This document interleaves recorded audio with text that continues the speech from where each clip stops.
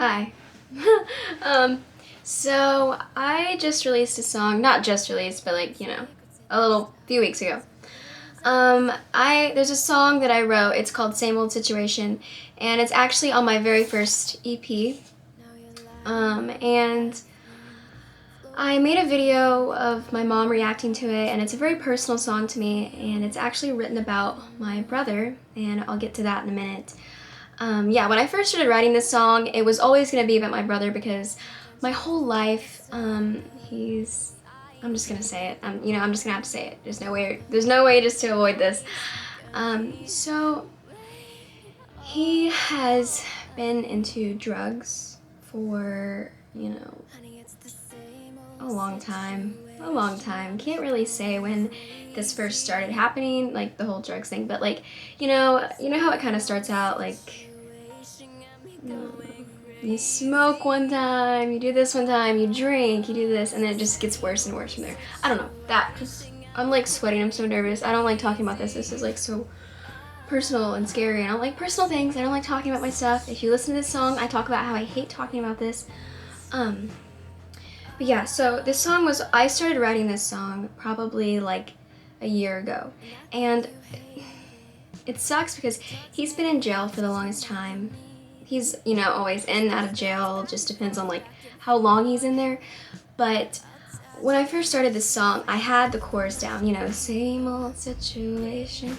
I had that down, but I just didn't know what to put in the verse and the pre-chorus. I didn't know what to put because I really didn't know what to talk about. So I kind of just, pushed it aside, let that happen. I'm sweating so bad, you can probably tell. Yeah, so I just kind of pushed that aside for a little bit, but it was always going to be a song because, him and drugs. I mean, my mom, it was always just me and her. He'd call and be like, hey, can you pick me up from this casino? Or this cop is after me, or like these people are after me. I owe these people money, this. We were always like back and forth. I don't know, it's just my personal, like he was, stealing cars, stealing this, being caught with a gun.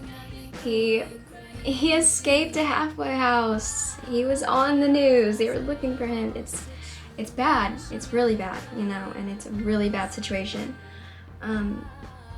But it's hard to I think when people look at the situation, looking the outside, looking in, it's hard because you just think like, oh gosh, that family probably has it really bad. Like they're so messed up. Like, no, we're good people. All these people are good people. Just because they get into trouble with drugs, it's a really hard thing. It's really hard and it's very unfortunate, and it just really sucks. And seeing this all happen firsthand, just seeing all of it, it's just so heartbreaking for the family. I think it's even harder for the family because the person's just, we never know if he's gonna die one night. We hope he's gonna be alive the next day. It's really sad, he's just sleeping somewhere new every night. He's on the streets. There's been times where he has had nowhere to sleep. It's been hard. But I just remember like when I was 10 or 11, my mom would be dragging me and we'd be like in the middle, like we'd be like near these sketchy apartments trying to pick him up, and then we'd pick him up and he'd be like so messed up. And that's just been my life. And I'm almost 20 now, and it's still happening. Sorry, I just hit the thing. So yeah, that's just kind of like, that's the background, I guess. But the story, this is where I got the just the stuff to talk about for my song as a whole. So for the verse, pre-chorus, there was just so much that I didn't know what to talk about. But actually, I think, okay, so here's the story. About a year ago, last May, yeah, I was just getting out of school. So my brother had gotten out of jail. He had been in there for like 2 or 3 years. And he told us that he was clean, he was doing good, he was ready to come out and start life, start over and everything. So we were just helping him, and he was gonna stay with us just until he could, get a job, get back on his feet, stuff like that. And everything was good. It was just, he seemed very like overwhelmed, and he wasn't very talkative, and something just seemed off. Yeah, and then so a few days passed, and I was in my room one night, and my brother, he was in the shower. Well, he went to the bathroom and turned the shower on. I assumed he was in the shower. And I heard this loud thud. And I have, anyway, in my bathtub, I have the things like it hangs on the shower wall. They fall all the time, and it sounds awful. Like it just like it makes me so mad. Everything just falls. So I thought it was that, cause it fell, and he goes, "Oh," like it fell on him. I mean, it sounded very normal. I didn't think anything of it. And as soon as like that happened, like a few seconds later, like my dog ran over there and just starts freaking out. She's trying to get through the door, and she's barking like crazy, trying to get to my brother. And I'm like, why? I'm like, you don't do this. Why are you doing this?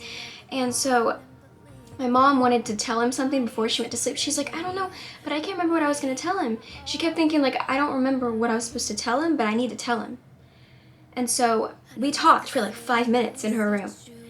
And she was like, he's taking forever. Let's just go see, what's he doing? So we walk to the bathroom door. And, she knocks on it, and she's like, hey, like, Kale, stuff like that. And she kept knocking, and there's no answer. And she just gave me this look. And it's at that moment, we were both thinking the same thing. And like my heart just dropped, because I was like, something's wrong. He would answer regardless, even if he was doing drugs or something bad, he would answer. He would. So that was very scary. Gosh. And so we just kept asking him, like, Kel, are you, what are you doing? And my mom said, Carson, something's wrong. And I said, Mom, I know, something is really wrong. And so she just, pushed the door in, and I just saw him laying on the bathroom floor, and I couldn't look at his face. I couldn't. It would have broke me. I'm so sorry that my mom had to see that. I'm sorry that both of us had to see that. But then just to hear her scream, and she was like, Kale, and it just like, it hurt so bad, because it was the worst feeling ever. I can't tell you how alone I felt in that second, that moment. I can't tell you how alone and how hurt and scared I was. I mean, my brother was laying there, and he was trying to breathe. He kept like, he couldn't breathe, and his body was completely blue, and so I grabbed my phone and I ran and I called 911, and a cop had just drove by in our neighborhood, and so my mom ran out there hoping that he was still there, just sitting there, because they kind of like do, just stand there just to look and surveillance stuff, and he wasn't. But we called, and luckily he was just down the street, and he heard it over his little thingy, and he came back around, and he said that he saw me crying, and he knew it was us. And so he ran in there, and he didn't have Narcan on him or anything, and so we were just kind of waiting for them to completely get there. But yeah, then it showed up, like all the ambulances, different police cars. It was the whole cul-de-sac was just full of, like, it was a scene for sure. And I had to go outside, and I was just freaking out.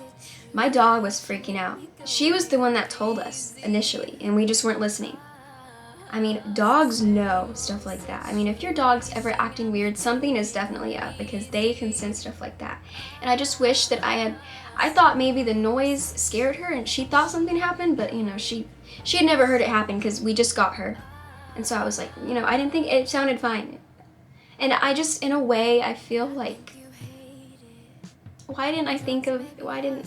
but anyways, before I get he didn't die. That's probably why y'all are in here. But if he had died, I would have thought it was my fault, and I would literally cry myself to sleep every night, which I kind of do, but sorry. I go from crying to that. Like, okay. Anyways, I'm such a bad storyteller. Just, it's fine. Yeah. So they were there, and I think they had to use 3 Narcans on him just to get him to like wake up, but he made it. And they said that if they would have been there like you know, a few minutes, just a few minutes later, he would not have made it. Or if he would have just been, you know, brain dead or something. So I was outside, and I was just, you know, calling my sister, oh gosh, look how crazy everything is. I was calling my dad. I just needed some kind of support and to know that I wasn't alone. I just kept feeling alone for some reason. And yeah, I was just pacing the backyard. My dog was too. She was just yelping. I've never heard her yelp like that, but you could tell she was genuinely upset and she knew something was wrong. So I went back inside, and he was laying there, and they put him on like the thing, the little bed thing they put you on. And this is genuinely what broke me the most. I walked in there, and he saw me, and he looked at me, and he looked confused, and he was like, "Carson, what's wrong? What's wrong?" He was yelling at me from across the room. Everybody was just, you know, putting IVs in him. They were just crying around. He's trying to look at me, and he's like, "Carson, what's wrong?" And he didn't know why I was crying. He didn't know anything. And then he looked down, and he goes, he's like, "Oh."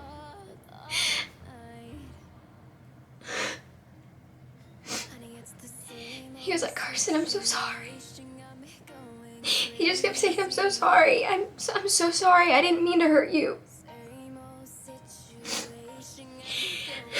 He just kept saying that, and they took him out of the house, and he was just yelling that at me.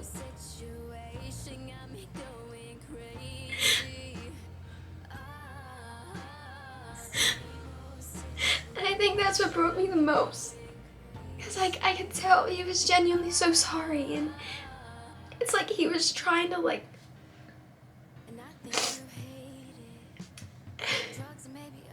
he just gave in to his desires, and he doesn't mean to hurt the people along the way, but you don't realize how hurtful it is to the family. It hurts the family so much. Gosh, I'm a mess, look at this. Yeah, and then so he was at the ER for a little bit, just checking on him.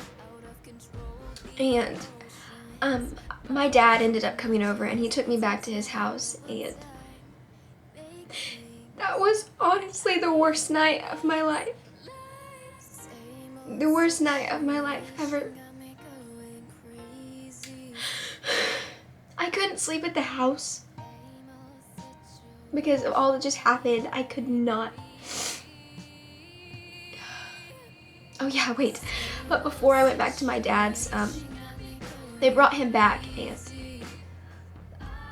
he just wanted me to lay with him, and so I laid with him for a little bit, and I talked, and then when I left to go to my dad's, I guess he told my mom, he was like, "I wish Carson would just lay here and sleep with me."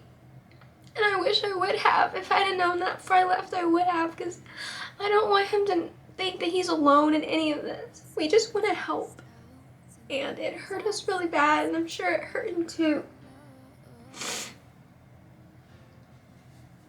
But yeah, that was the worst night of my life. I just remember laying there, and the situation just kept replaying in my head. It would just go from me being up to my room, hearing the noise, seeing him on the floor, calling the, all this. It would just play over and over and over. And I thought it would never stop, and I did not know what to do with myself. I would sleep for a little bit, and then I'd dream about it, and I'd wake up, and then it would just play in my head, and I'm like, "Can I please just sleep?" And then I'd go, dang it, sorry, my camera died. Okay, but I'm just gonna go ahead and end it here. Gosh, you see that? So it just kept replaying in my head, and when I woke up that morning, I got up, and I had a guitar at my dad's house, and I finished the song. I finished it, and I just kept playing the song, and that was what made me feel better. And that situation kept repeating in my head for months. And when it finally stopped, I just I pray to God, I thank God, because it was awful. I felt that it would never stop, and I just felt trapped in the whole situation. And I could not step foot in that bathroom for even months after that. It was awful. I had to use my mom's bathroom for everything. I could not stand to even, when I walked past it, it was just traumatic. It was so traumatic for me. So that's why I wanted my mom to react to that song. That's the first time her hearing it. The first time, let me say it. Yeah, so that's why I wanted her to react to it, because that was, we experienced that together, and it was not a good experience.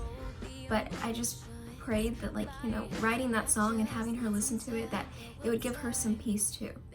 I can't imagine being a mother and having to go through that. I could not imagine. Because you can only hope for someone to change so much, and then it's up to them, So yeah, that's the backstory. And the story behind my lyrics and everything. So if you want to give it a listen, have at it. And if you have a similar experience, or you're just stuck in the same old situation, you can just listen to it, because maybe you might relate to it more than you thought you would. But yeah, if you've listened to the song, thank you for listening. And my next single, Let Go, will be out very soon. I'm not sure on the exact date, but it's gonna be good. And yeah, I probably should do a backstory on the rest of my songs too, because they're very personal and they're good experiences. And yeah,